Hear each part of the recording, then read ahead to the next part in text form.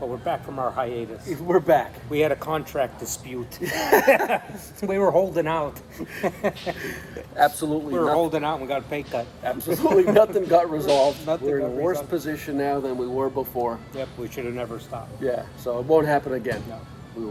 We apologize Right. from the bottom of our heart. So here we are, coming out of winter, getting into nicer weather. Always a better time to I think one of the biggest gripes that we had was we were always complaining about the winter, about the weather. Absolutely. Too damn cold. So we traveled all the way to the other side of the United States.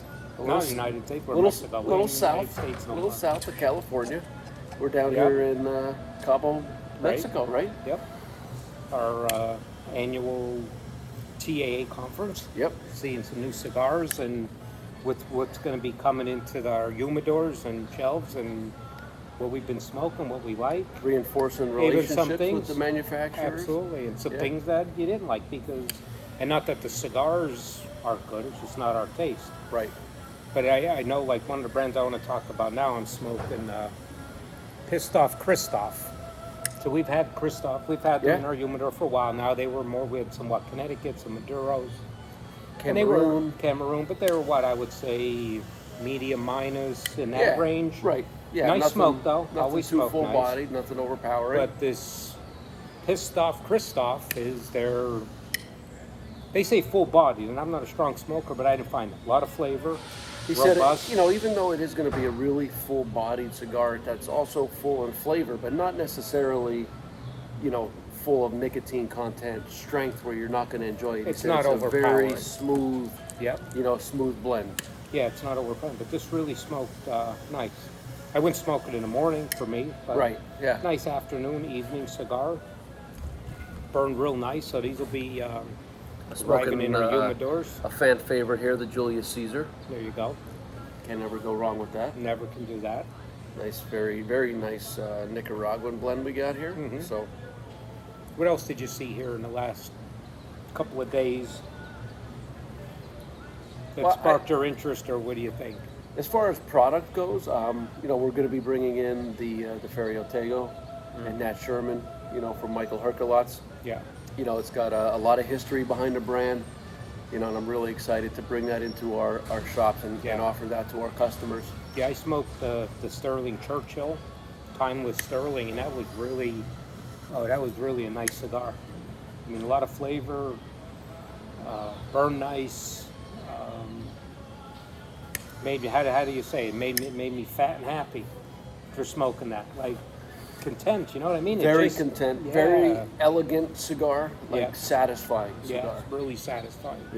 That was nice. And then we're bringing in the Metropolitan series also. Yep. From them. A lot of great brands that I think are going to fit in our humidor well. Yeah. But not only that, but what I found here talking to all the different manufacturers and even some of our other retailer friends and all about, no matter what cigar it is, you may not like, but the quality of cigars right now and the pricing is the best you ever heard. When you hear the manufacturers talking, there's some delays on stuff, but there's a lot going on with that, whether it's transportation, packaging. Right. But as far as when the cigars come out, the quality of the tobacco that's being used, the quality of how they're being rolled and aged is probably the best they've maybe ever been. Last night at dinner, Christian from CLE was just talking about the number of imports of cigars into the United States was better, but not that much different than the boom of 97. Right. So if you were a consumer of cigars in the boom of 1997, there was a lot of junk out there. Oh, we were smoking a lot of junk. Right.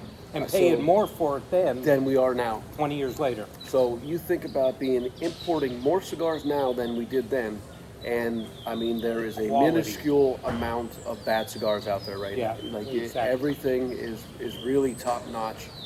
It's a good time to be a cigar smoker. It really is. Mm-hmm.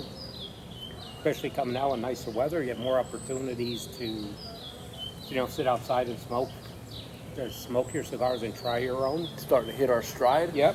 Starting to get that warm weather, get outside a little bit, where you're not, bundled up in, under a heater or in the garage. Yeah. You get outside, start to get back outside. The next cigar I'm going to try, not try today, because I did smoke it before, but it's been a while. Yeah. But is from Drew Estate. 20-acre farm. Yeah. So this is what, a Florida sun-grown wrapper? No, there's Florida sun-grown in the filler. In the filler. Yeah, they don't tell you exactly where the Florida sun-grown is in there, right. But it is used with But tobacco. I'm looking forward to that because look how nice, that's a nice. It's another creamy, one. It's a nice, elegant smooth cigar, yeah. Yep. And it's different than a lot of the other stuff that they have in their portfolio. So it really opens up to like a whole it's new a completely consumer different base. cigar on Yeah. the Drew Estate. You compare like their Acid Brown brands or Herrera Esteli, or even if you go into the Liga. Right. This is completely different Under than any of crown, those. I mean, Under those crown. that are fuller body, little bite to it. Yeah. Totally different. Mm-hmm. Get a whole, new customer base Yeah. in, and that's been a winner for us in the shop. So if you guys haven't tried that yet, 20-acre farm, Yeah. That's solid nice. smoke. And we have a lot of other ones coming up. We'll talk more about them now. I can't remember them all now.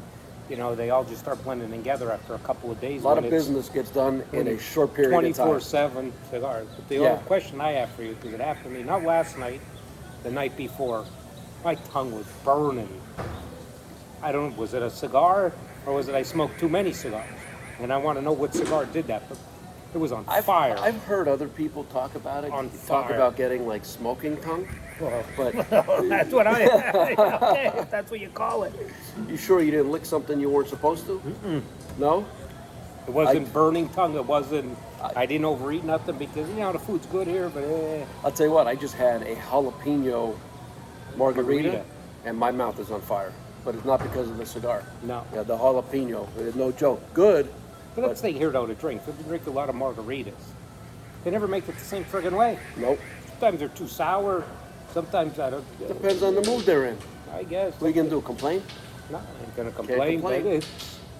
But there go up. But that burning tongue, boy. I'm glad I had to that's take never a- happened to me. Because I had to take a break for about an hour smoking a cigar.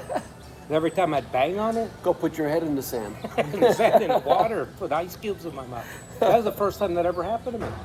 So I don't know if it was a cigar, because I sampled a lot of cigars I don't usually smoke. Yeah. Just, to see. Some I really like, some, weren't my taste. But something really friggin' killed me on my tongue. That's something I'm sure I'd like to hear some feedback on. Has that happened to anybody else? And what'd you do about it? Yep. Is it like when you eat like a really hot pepper and you can eat like a gallon of milk? Glass of nice Maybe you cold should milk. have did that. A little milk. No milk there. I haven't seen milk yet. No, there's so- no milk plus, there. it's probably sitting out in the 100-degree weather for all day. They just let everything sit out there all day. You'll Go be ahead, eat it. fine. You'll be fine. Them burgers for lunch today. Whew. I don't even know if they put them on the grill to cook them. They were still I moving. think they just made them in patties, threw them on a bun. They're moving a little bit.